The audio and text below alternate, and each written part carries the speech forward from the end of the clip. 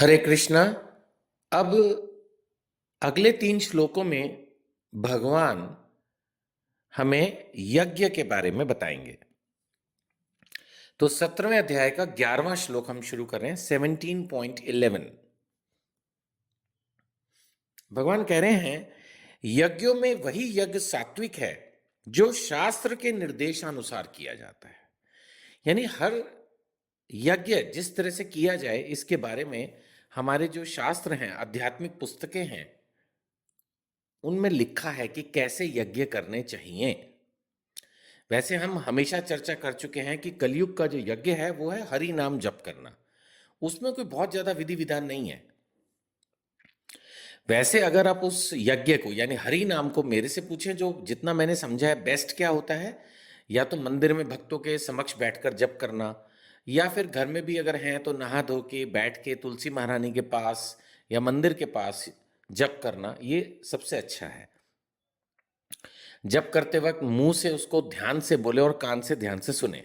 But इतनी जोर से भी नहीं चिल्लाना है कि अड़ोस पड़ोस वाले जो भी घर में काम कर रहे हैं या मंदिर में और दूसरे भक्त जप कर रहे हैं तो वो डिस्टर्ब हुए। बट जहां तक हो सके इस तरह से बोलना है कि आप मुंह से बोले और कान से स्पष्ट उसको सुन पाए।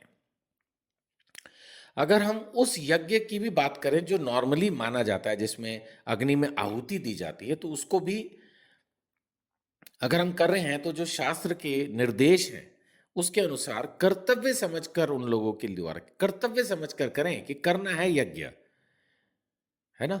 ये सेवा है मेरी, ये प्रेम है, ये आदेश है शास्त्रों का, इसलिए करना है। और कोई फल की इच्छा ना हो। मां मुरादे पूरी कर दे हलवा बांटूंगी नहीं चलेगा, ये हम पहले भी चर्चा कर चुके हैं। जो फल की इच्छा नहीं है, मतलब यज्ञ करना है। सपोज आपने सोचा कि भाई मैं एकादशी पे यज्ञ करूंगा या पूर्णिमा पे यज्ञ करूंगा या जो भी, तो फिर वो करिए, सारे साल करना है तो करिए। फिर उसको फल से मत कनेक्ट कीजिए कि ये फल मिलेगा तो करूंगा, नहीं होगा तो नहीं करूंगा। वो सब नहीं चलना चाहिए। भगवान विष्णु को केंद्र में रख के, भगवान कृष्ण को केंद्र में रख के यज्ञ कीजिए, तो ये एक उत्तम उत्तम कार्य है।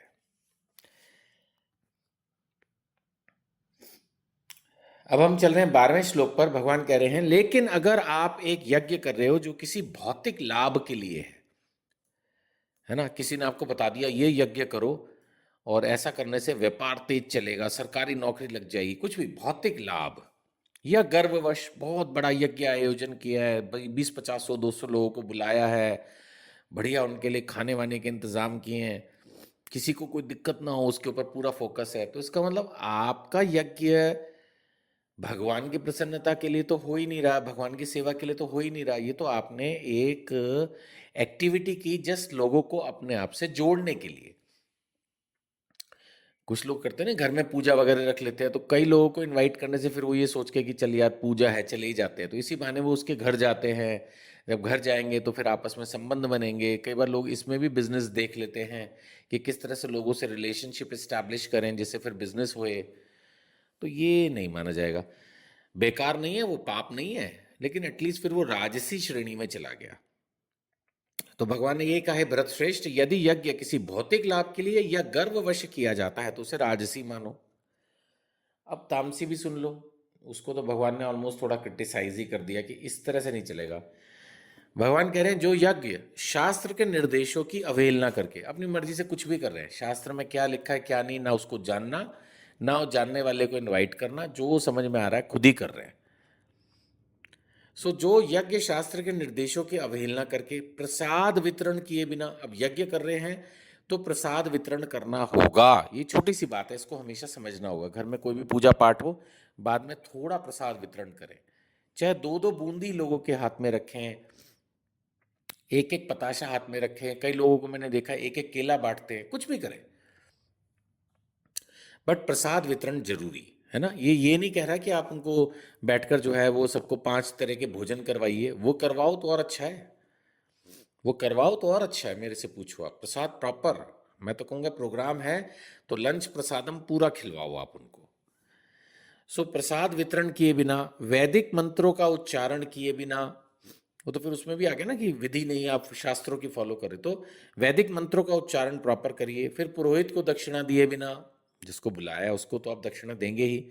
और श्रद्धा के बिना अगर आप कर रहे हैं, आपको लग रहा है ये ऐसे टाइम वेस्ट हो रहा है, मजबूरी में कर रहे हैं, माता ने बोल दिया कर रहे हैं, किसी ने बोल दिया कर रहे हैं, मजबूरी में कर रहे हैं, श्रद्धा नहीं है, मन में विश्वास नहीं है कि इसका कोई फायदा है नहीं है, मतलब ऐसा लग रहा है टाइम वेस्ट हो रहा है, इससे अच्छा तो मैं यहाँ घूमने चला जाता, ये कर लेता, वो कर लेता, ये श्रद्धा के बिना यज्ञ हो रहा है। बेशक आप कर रहे हैं, लेकिन ये फिर तामसी श्रेणी में है। नेचुरली फल तो इसका भी मिलेगा, लेकिन फिर बहुत कम फल होगा, और ये कोई उत्तम श्रेणी का यज्ञ एटलीस्ट नहीं है। तो भगवत गीता ध्यान से पढ़िए, दूसरों को भी ये सब बातें बताने के लिए इस तरह की वीडियोस को फॉरवर्ड कीजिए, भगवत गीता खरीद के लोगों को गिफ्ट कीजिए। हरे कृष्णा।